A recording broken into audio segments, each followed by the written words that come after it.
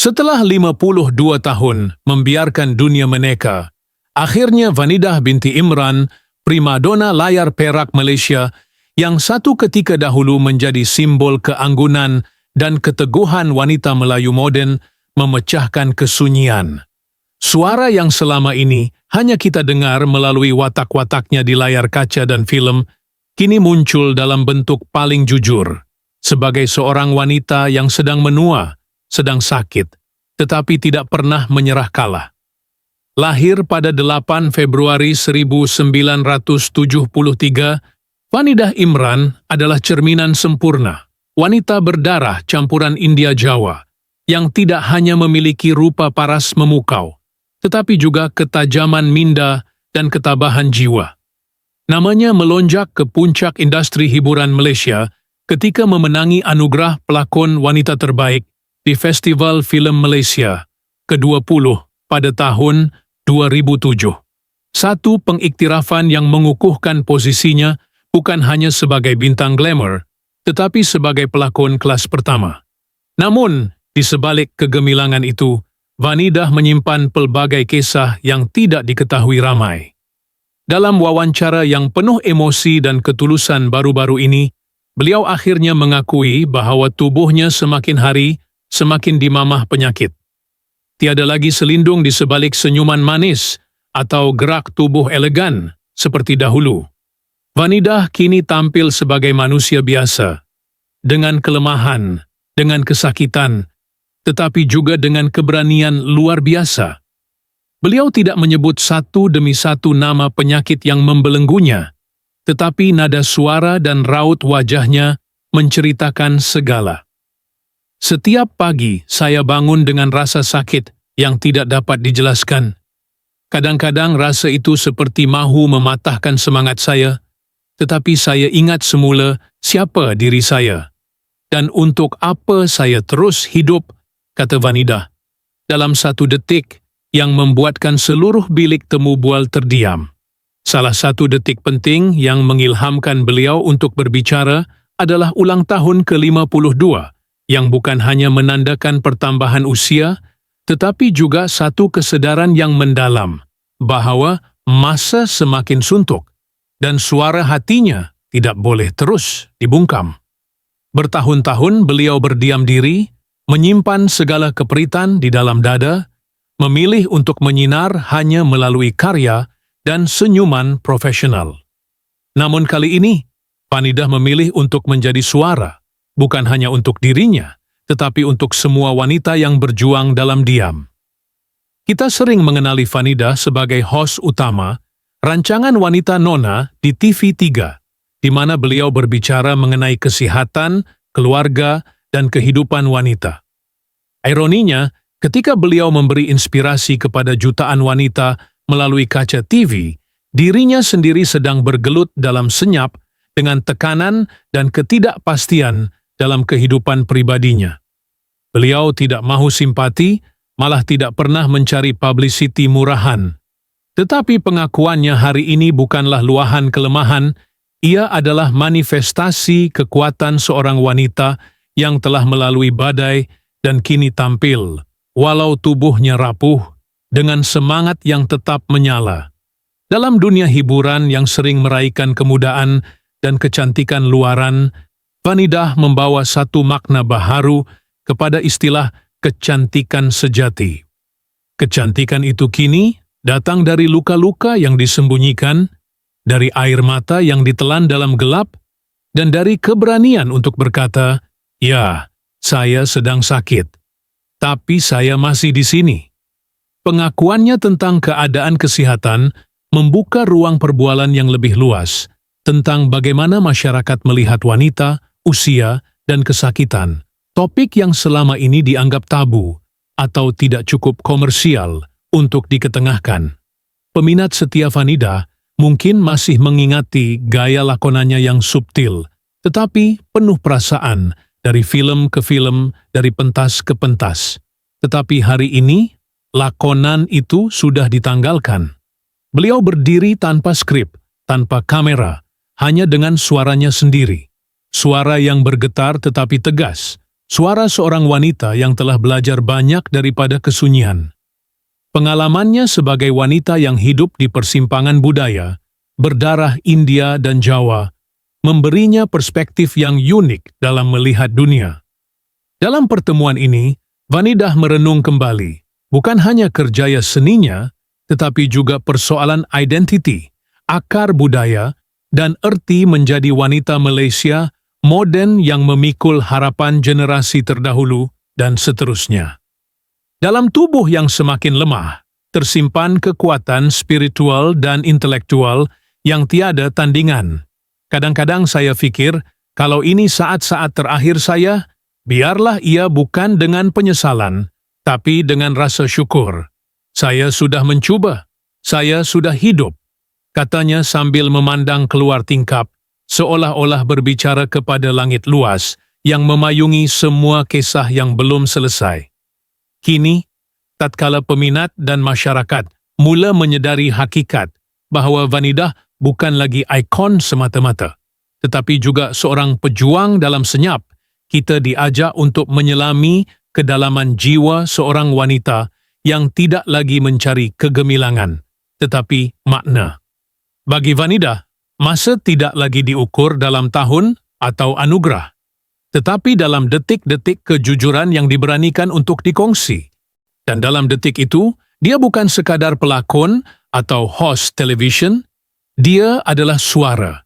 Dia adalah cahaya yang tidak pernah padam walau nyala apinya semakin kecil. Sebuah lambang keteguhan wanita yang berdiri walaupun tubuhnya sudah lama ingin rebah, untuk benar-benar membuat pembaca merasa dekat dengan Vanidah Imran. Bukan sebagai selebriti, tetapi sebagai seorang insan biasa yang sedang bergelut dengan waktu dan penyakit. Penulisan ini memerlukan lebih dari sekadar fakta dan kata-kata besar. Ia memerlukan butiran kecil. Butiran yang kelihatan remeh, tetapi penuh makna. Dan disinilah kekuatan cerita benar-benar terletak. Bayangkan Vanidah yang suatu pagi duduk sendirian di beranda rumahnya, menghirup secawan teh suam yang sudah mula hilang uapnya. Jemarinya menggigil perlahan, cuba membungkus cawan itu, seolah-olah mencari kehangatan bukan hanya untuk tubuh, tetapi juga untuk jiwa. Dia memakai baju tidur lama berwarna biru langit yang sudah mulai pudar warnanya, hadiah ulang tahun dari anaknya ketika mereka masih kecil. Bau harumnya sudah lama hilang, tetapi Vanidah tidak mampu membuangnya. Setiap kali memakainya, dia seolah-olah memeluk masa lalu yang pernah bahagia. Di atas meja kecil di sebelahnya, terdapat sebotol ubat penahan sakit dan sehelai nota tulisan tangan. Ibu, jaga diri, kami sayang ibu. Itu ditulis oleh anak perempuannya sebelum berangkat ke luar negara untuk menyambung pelajaran. Vanidah menatap nota itu setiap pagi, seolah-olah itu adalah doa dan semangatnya untuk terus bertahan. Langkah-langkah kecilnya kini tidak lagi sepantas dahulu. Setiap kali menaiki anak tangga, Vanidah akan berhenti sejenak, memegang dada, menarik nafas perlahan-lahan, tetapi dia tidak pernah mengeluh. Dia akan berkata dalam hati, "Satu langkah lagi, Vanidah, satu langkah lagi." Di dapur, dia masih berusaha memasak sendiri. Bukan kerana tiada pembantu, tetapi kerana dia percaya masakan tangan sendiri membawa doa. Ketika mengacau bubur, dia mengingatkan dirinya tentang zaman ketika anak-anak masih kecil, menunggu dengan sabar di meja makan, wajah mereka bersinar gembira hanya kerana semangkuk sup ayam panas.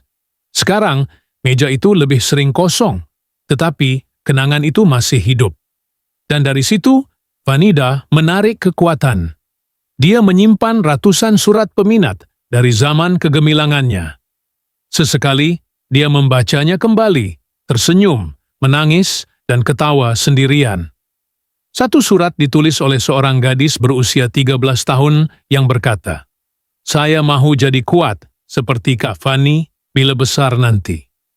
Surat itu dilipat kemas dan disimpan di bawah bantal. Setiap kali rasa lemah menjelma, Vanidah akan membacanya semula dan mengingatkan dirinya bahwa kekuatan itu bukan sekadar dalam tubuh, tetapi dalam jiwa yang tidak menyerah. Dalam setiap kedutan di wajahnya, tersembunyi cerita tentang malam-malam tanpa tidur ketika menjaga anak sakit, tentang saat dia berdiri sendirian di pentas ketika dunia memandang sinis wanita yang memilih jalan seni, dan tentang hari-hari ketika dia berpura-pura kuat karena tidak mahu mengecewakan orang lain. Setiap garis di wajah itu adalah puisi hidup, yang hanya dapat dibaca oleh mereka yang sudi melihat lebih dalam. Salah satu kenangan yang paling menyentuh ialah ketika Vanidah pulang ke kampung halaman ibu kandungnya yang berketurunan Jawa. Dalam suasana kampung yang sunyi, dia duduk di bawah pokok rambutan tua, menyentuh tanah dengan tapak tangannya. "Disinilah aku bermula," katanya perlahan. Seorang penduduk kampung menyapanya, memanggilnya dengan nama kecil yang tidak pernah digunakan lagi di kota. Dina. Air matanya jatuh, bukan kerana sedih, tetapi kerana dia rasa diterima, rasa kembali menjadi seorang anak kecil yang tidak perlu kuat sepanjang masa. Momen-momen kecil inilah yang membuat pembaca bukan hanya melihat Vanidah sebagai tokoh besar, tetapi sebagai manusia sebenar. Seorang wanita yang pernah menjadi ratu industri hiburan, tetapi kini memilih untuk menjadi ratu dalam dirinya sendiri, yang menemukan makna dalam keheningan, dalam kejujuran, dan dalam setiap detik yang masih diberikan kepadanya. Dengan menggambarkan butiran kecil, teh yang hampir sejuk, langkah yang perlahan, baju tidur lama, nota dari anak, senyuman di tengah kesakitan, kita menghidupkan Vanidah Imran dalam fikiran dan hati pembaca. Kita bukan sahaja menceritakan kisahnya, kita membiarkan pembaca hidup bersamanya, merasai setiap emosi, setiap kenangan, setiap perjuangan yang tak terucap. Dan dari situlah, satu watak besar terlahir semula, bukan melalui kemegahan, tetapi melalui kemanusiaan. Dalam kisah Vanidah Imran yang sedang menua bersama tubuh yang semakin rapuh, bukan semua hal perlu dijelaskan secara terang-terangan. Kekuatan sebenar dalam penulisan adalah apabila pembaca merasakan bahawa mereka hanya melihat sebahagian kecil daripada gunung ais, dan selebihnya tersembunyi di bawah permukaan, menanti untuk dijumpai perlahan-lahan. Vanidah tidak menceritakan secara jelas penyakit apa yang dia hadapi. Setiap kali ditanya, dia hanya tersenyum samar dan menjawab, "Ia datang dan pergi, seperti bayang-bayang. Tapi saya masih di sini." Jawaban itu cukup untuk menimbulkan rasa hairan, tetapi tidak cukup untuk memuaskan rasa ingin tahu. Pembaca akan tertanya-tanya, adakah ia penyakit fizikal atau sesuatu yang lebih dalam, kesakitan batin yang tidak dapat disebutkan dengan kata-kata? Dalam satu babak yang digambarkan secara halus, Vanidah membuka sebuah laci lama di bilik tidurnya. Di dalamnya, tersusun rapi buku harian yang kulitnya sudah mulai reput dimakan waktu. Dia membukanya, menatap halaman-halaman yang ditulis dengan tangan yang gemetar, tetapi kita, sebagai pembaca, tidak diberi peluang untuk membaca isi kandungannya. Hanya sebaris ayat pendek yang terlihat di atas kertas kekuningan. Aku tidak akan pernah melupakan malam itu. Tidak dijelaskan malam apa. Tidak diceritakan siapa yang terlibat. Hanya satu baris, cukup untuk membuat pembaca menduga, membuat mereka mencari jawaban sendiri. Begitu juga ketika Vanidah bercakap tentang seseorang yang selalu hadir dalam mimpinya. Seorang lelaki yang wajahnya kabur, suaranya tenggelam dalam kabus tidur. Dia ada di situ setiap kali saya terjaga dari tidur yang terlalu sunyi, katanya. Siapakah lelaki itu? Adakah dia cinta lama yang tidak kesampaian? Adakah dia ayahnya yang tidak pernah dikenal? Soalan-soalan itu dibiarkan terbuka, membiarkan pembaca menganyam cerita mereka sendiri, menjadikan pengalaman membaca lebih intim dan penuh imajinasi. Dalam surat-surat peminat lama yang disimpannya, Ada satu surat yang tidak bertanda nama, ditulis dengan tulisan tangan seorang lelaki. "Maafkan aku kerana tidak berani menunggu," tertulis di hujung kertas yang telah lusuh. Surat itu dibacanya berulang kali, seolah-olah mengandungi kebenaran yang tidak pernah mampu diucap. Tetapi siapa penulisnya? Apa yang berlaku? Mengapa harus meminta maaf? Semua persoalan itu tidak pernah dijawab, dan disitulah keindahan misteri itu hidup. Dalam kehidupannya yang kelihatan tenang kini, ada sesekali Vanidah termenung lama di jendela, memegang seutas rantai leher yang tidak pernah dipakainya, hanya digenggam erat. Dia tidak pernah bercakap mengenainya, tidak pernah menjelaskan asal-usul rantai itu. Tetapi setiap kali menyentuhnya, matanya berkaca, sebuah petanda bahwa rantai itu menyimpan kenangan yang terlalu dalam untuk dilafazkan. Penulis yang bijak tahu bahwa bukan semua soalan perlu dijawab. Kadang-kadang, membiarkan pembaca tenggelam dalam teka-teki adalah cara terbaik untuk mencipta keterikatan emosional.